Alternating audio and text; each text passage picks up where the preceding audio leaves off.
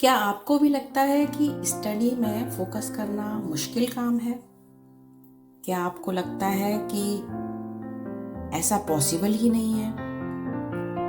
क्या आपको ऐसा लगता है कि आप उन इंटेलिजेंट लोगों में से नहीं हो जो टॉपर्स होते हैं? तो आपको मैं आज फोकस होने के कि हम फोकस होकर स्टडी कैसे करें इसके लिए 3 टिप्स बताऊंगी।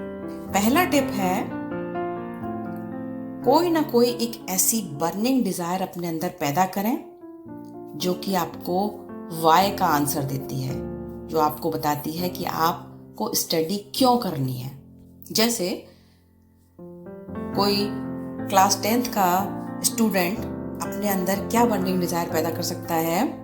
मान लो कि उसे 90% क्लास 10th में बोर्ड एग्जाम में लेकर आने हैं। उसने एक डिजायर पैदा कर ली, अगर वो 90% नहीं आए तो मुझे ये प्रॉब्लम आ सकती है, जैसे कि मुझे कहीं एडमिशन मिलने में प्रॉब्लम हो सकती है, या फिर दोस्त मेरा मजाक उड़ा सकते हैं कि तू तो बड़ा इंटेलिजेंट बनता था और इसमें 90% भी नहीं ला पाया, बाकी लोगों के ही आ गए। या फिर माता पिता आपको यह कहेंगे कि आपने मेहनत अच्छे से नहीं की थी और 10 बातें सुनने को मिलेंगी। तो कोई भी एक रीज़न उसके पीछे सेट करें कि वो गोल आपकी डिज़ायर नहीं, एक बर्निंग डिज़ायर के रूप में काम करे। और जब ये डिज़ायर होगी तो वो आपको स्टडी करने के लिए मोटिवेट करती रहेगी, आपको आलस नहीं आने देगी, प्रोक्रेस्टिनेशन नहीं लाने देगी। दूसरा टिप है, पहली बात हो गई बर्निंग डिजायर, दूसरा हो गई कि स्टडी गोल सेट करें कि आपको स्टडी कितनी करनी है। ऐसा नहीं कि मेरे पास मैथ्स की 2 बुक हैं, 3 बुक हैं, तो वो तीनों बुक हाय मैं कैसे पढ़ूंगा, या एसएसटी की मुझे ये 4 बुक्स ख़त्म करनी है, या फिर मुझे इंग्लिश में इतनी सारी बुक्स पढ़नी होंगी, एक ग्रामर की पढ़नी होगी, एक कॉम्प्रिहेंशन की पढ़नी होगी, एक रीडर पढ़नी होगी। या फिर हम ये सोचने लगे कि इतना सारा करना पॉसिबल ही नहीं है। तो उसके लिए एक गोल सेट करना होगा, जिसे कि आप अपना सिलेबस तैयार करेंगे, जो कि आपको 80-20 के रूल पर लागू करना होगा। जैसे कि सिर्फ ऐसे 20% टॉपिक्स आपको सेलेक्ट करने होंगे जो एग्जाम में ज्यादातर आते हैं, या जिन्हें किए बिना आपका स्कोर डाउन जा सकता है, या जो कंपलसरी आने ही आने हैं। कुछ इस तरीके से आपको करिकुलम में से वो 20% सिलेबस छांटना होगा और सबसे पहले उसकी तैयारी करनी होगी। मान लीजिए आपने किसी भी एक सब्जेक्ट में से कोई भी 10 चैप्टर सेलेक्ट कर लिए, ठीक है, मैथ के 10 चैप्टर, इंग्लिश के 10 चैप्टर, एसएसटी के 10 चैप्टर और जो भी सब्जेक्ट हैं उनमें भी। बस एक समय पर आपको सिर्फ एक चैप्टर पर ही ध्यान देना है, आपको सारे 10 चैप्टर पर ध्यान ही नहीं देना। सबसे पहले एक सब्जेक्ट उठाना है, उसका सिर्फ एक चैप्टर हर दिन खत्म करने की कोशिश करनी है। उसके हिसाब से आपको टाइम टेबल सेट करना होगा।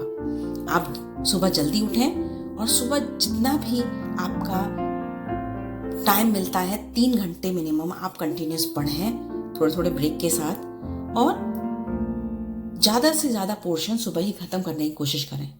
थोड़े टाइम बाद आप फ्रेशन अप होकर दोबारा से बैठें और फिर से 2 घंटे की सिटिंग करें, थोड़े से बीच में ब्रेक लेते रहें, और बहुत लंबा ब्रेक ना लें, सिर्फ 5 मिनट का या 2 मिनट का ब्रेक ही बीच में लें। इस तरीके से आप इनिशियल टाइम में ही, जो दिन का पहला पहर होता है या दूसरा पहर होता है, उसी में ही अपने टाइम टेबल को सेट करके ज़्यादातर कोर्स कवर कर लें उस चैप्टर से रिलेटेड। बाद के टाइम में आप इवनिंग टाइम में सिर्फ उसको रिवीजन करें और बाकी खत्म कर दें। इस तरह से सिर्फ एक दिन में एक ही सब्जेक्ट का एक ही चैप्टर आपको खत्म करना है, दैट्स इट। और किसी चैप्टर के बारे में सोचना ही नहीं है। ये काम बहुत आसानी से हो जाता है, इससे कंसंट्रेशन पावर भी बढ़ती है और आप मन लगाकर उस सब्जेक्ट पर अपना ध्यान केंद्रित कर पाते हैं। मान लीजिए आपने ये पैटर्न फॉलो कर लिया कि हर दिन सिर्फ एक सब्जेक्ट का एक ही चैप्टर करना है, और बाद में इवनिंग और नाइट में उसको पूरा रिवीजन करना है दोबारा।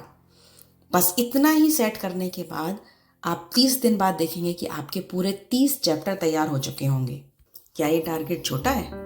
एक महीने में अगर आप 30 चैप्टर अगर सोच लेते पहले ही, तो वो आपके कभी भी पूरे नहीं हो सकते थे। लेकिन आपने छोटे टुकड़े में अपने गोल को बांटकर उनको बहुत आसानी से अचीव कर लिया है।